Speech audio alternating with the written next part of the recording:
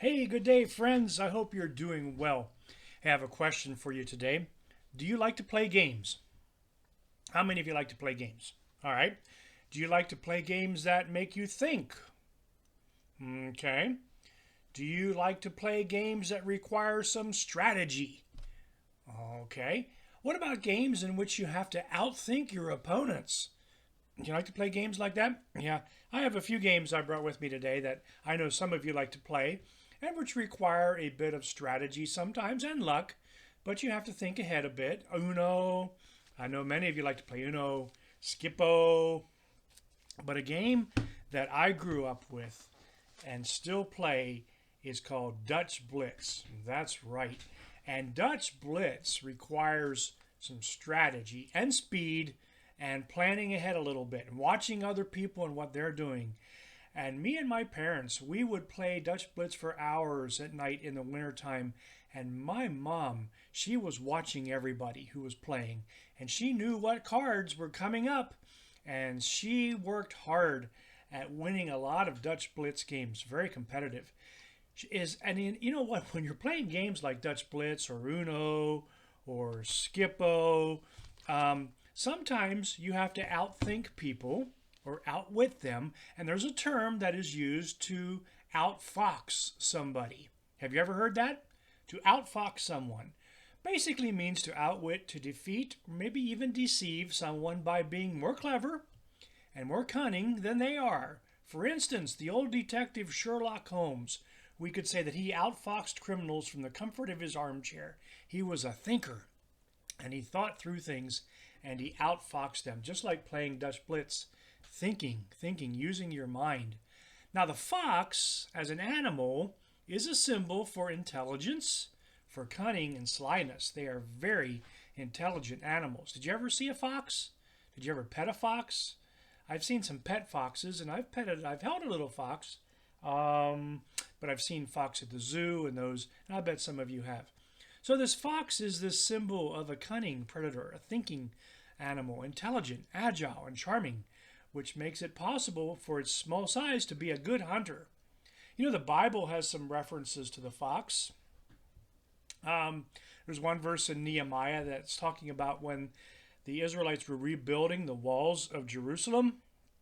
Um, Somebody said, suppose a fox climbs on top of this wall. It is built so poorly that even that would break it down. There's also some other references to fox in the book of Judges. Samson used some foxes to terrorize the Philistines.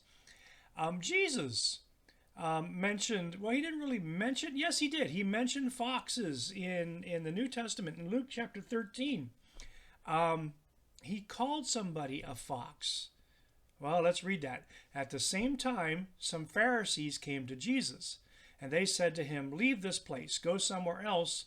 Herod wants to kill you. And Jesus replied, go and tell that fox, I will keep on driving out demons. I will keep on healing people today and tomorrow. Herod was very wise, and he was trying to have a contest with Jesus to see who could outthink the other. The Pharisees also tried to do that to Jesus a lot. They tried to get him into a corner, to trap him by saying something that he shouldn't have, by trying to stump him, asking him questions that they didn't think he would know the answer to. And it became a game, sort of who could outfox the other. But Jesus always came out ahead. You know, in life and in games like Dutch Blitz, we try to use our smarts to outthink our opponents. And in life, we use our wisdom and discernment, hopefully, to make good decisions. And as followers of Jesus, we believe that wisdom and discernment are a part of seeking the mind of God. You know, in order to be wise, we need to be thinking like God does and seek his wisdom.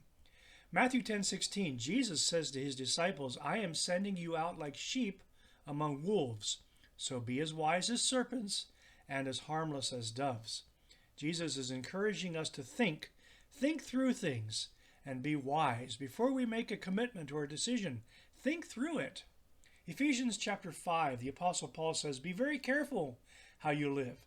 Do not live like people who are not wise. Live like people who are wise. Make the most of every opportunity. Don't be foolish. Instead, understand what the Lord wants. Proverbs 14:16 says, a wise person has respect for the Lord and avoids evil, but a foolish person has a bad temper and yet somehow feels secure. Yeah, question mark. A wise person has respect for the Lord. So as you play games, whether it's Dutch Blitz or Uno or Skippo, and you attempt to outfox your opponent, use wisdom, think ahead, watch what they're doing, and as you make decisions in life, important decisions, things where you may affect your future, think carefully through those things. Outfox the devil, outfox whoever it may be that may be pushing against you.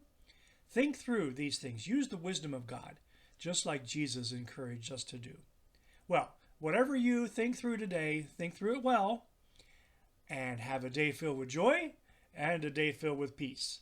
Blitz! I got blitz, blitz, blitz!